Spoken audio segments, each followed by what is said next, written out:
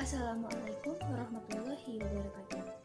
Di video ini, kami akan membahas mengenai bela negara sebagai salah satu modal sosial bangsa dalam mempertahankan nilai Pancasila di era revolusi dan globalisasi 4.0.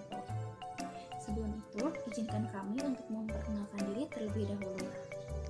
Perkenalkan, saya Gaitri Zahira Arya dengan NIM 2004460 bersama rekan saya Muhammad Wegel Zuwardi dengan NIM 2008670 dari Prodi Perpustakaan dan Sains Informasi Angkatan 2020. Pembahasan diawali dengan adanya globalisasi. Globalisasi telah mempengaruhi pola pikir, pola sikap, dan pola tindak generasi penerus bangsa dalam menyikapi berbagai permasalahan kebangsaan. Pemahaman generasi penerus bangsa terkait nilai-nilai yang terkandung dalam 4 pilar kehidupan berbangsa dan bernegara, yakni Pancasila, Undang-Undang Dasar Negara Republik Indonesia tahun 1945, Negara Kesatuan Republik Indonesia, dan Sesanti Bhinneka Tunggal Ika, semakin terdegradasi dan terkikis oleh derasnya nilai-nilai baru yang tidak sesuai dengan jati diri bangsa. Tanpa kita sadari, generasi penerus bangsa bergerak semakin menjauh dari Pancasila sebagai jati diri bangsa yang bercirikan semangat persatuan dan kesatuan. Lalu, apa ya hubungan antara Pancasila dengan globalisasi ini? Pancasila itu kan sebuah dasar negara serta pasal plah negara Republik Indonesia yang terdiri dari 5 sila. Ketuhanan yang Maha Esa, kemanusiaan yang adil dan beradab, persatuan Indonesia, kerakyatan yang dipimpin oleh hikmah kebijaksanaan dalam permusyawaratan perwakilan, serta keadilan sosial bagi seluruh rakyat Indonesia. Nah, untuk itu kita harus memahami peran Pancasila di era globalisasi saat ini. Khususnya dalam konteks sebagai dasar negara, Pancasila sebagai dasar negara menuntut agar setiap warga negara Indonesia memiliki pemahaman yang sama dan akhirnya memiliki persepsi sikap yang sama terhadap kedudukan, peranan, dan fungsi Pancasila dalam kehidupan bermasyarakat, berbangsa, dan bernegara. Lalu globalisasi yang didominasi oleh kemajuan ilmu pengetahuan, teknologi, dan informasi telah merubah pola hubungan antar bangsa dalam berbagai aspek. Negara seolah tanpa batas, saling tergantung dan saling terhubung antara satu negara dengan negara lainnya. Menghadapi globalisasi, bangsa Indonesia harus dapat tegak dengan memiliki kedaulatan di bidang politik, kemandirian di bidang ekonomi, kepribadian dalam kebudayaan, dan daya lenting yang kuat dalam ketahanan sosial. Lebih dari itu, harus tetap memperkokoh jati diri sebagai Pancasilais yang menjunjung tinggi Undang-Undang Dasar Negara Republik Indonesia tahun 1945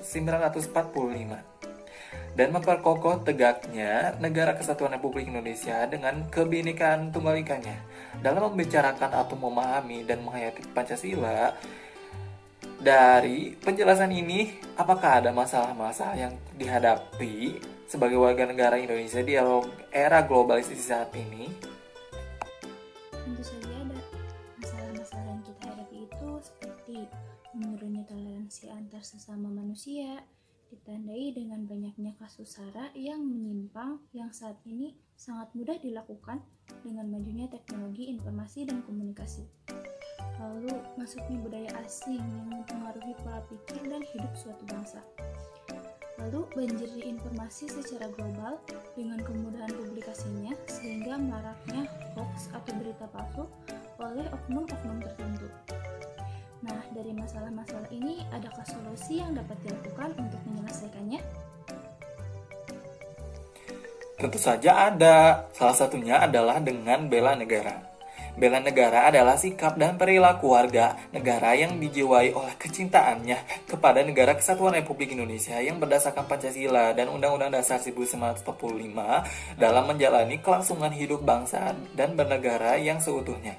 Dengan melaksanakan kewajiban bela negara tersebut merupakan bukti dan proses bagi seluruh rakyat Indonesia untuk menunjukkan kesediaan mereka dalam berbakti pada nusa dan bangsa, serta kesadaran untuk mengorbankan diri guna membela negara. Betul sekali, kesadaran bela negara perlu lebih ditingkatkan, atau dengan kata lain, perlu dilakukan revitalisasi. Karena adanya pengaruh globalisasi di segala aspek kehidupan bermasyarakat, berbangsa, dan bernegara memiliki asumsi-asumsi seperti kesadaran untuk melestarikan kekayaan budaya, terutama kebudayaan daerah yang beraneka ragam.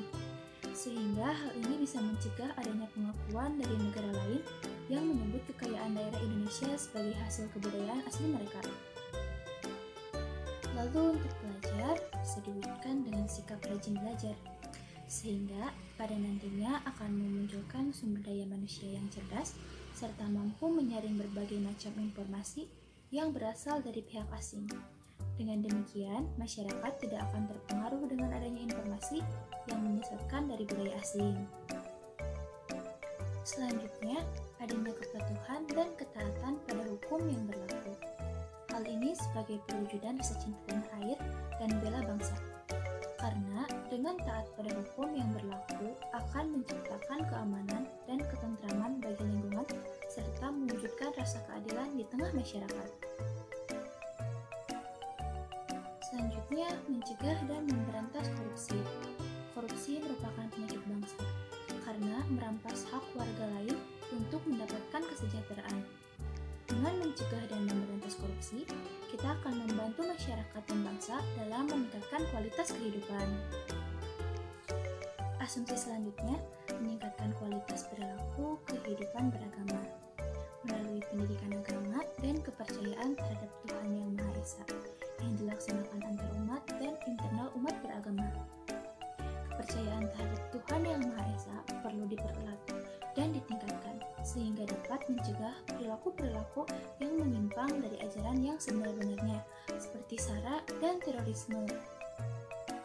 Nah, dari hal tersebut dapat ditarik kesimpulan bahwa bela negara adalah membela kepentingan nasional pada seluruh aspek kehidupan nasional. Bela negara tidak hanya berhubungan dengan kepentingan militer saja, tetapi kepentingan seluruh bangsa Indonesia juga. Dalam pelaksanaannya, pembelaan negara, seorang warga negara bisa melakukannya secara fisik maupun non-fisik. Pembelaan negara secara fisik diantaranya dengan perjuangan mengangkat senjata apabila ada serangan dari negara asing terhadap kedaulatan bangsa Indonesia. Sementara itu, pembelaan negara secara non-fisik diartikan sebagai semua usaha untuk menjaga bangsa serta kedaulatan negara melalui proses peningkatan nasionalisme. Baik, kesimpulan yang telah dipaparkan oleh rekan saya menutup pembahasan pada video ini. Mohon maaf apabila pembahasan yang kami sampaikan masih terdapat banyak kesalahan dan kekurangan. Sekian dari kami, terima kasih. Wassalamualaikum warahmatullahi wabarakatuh.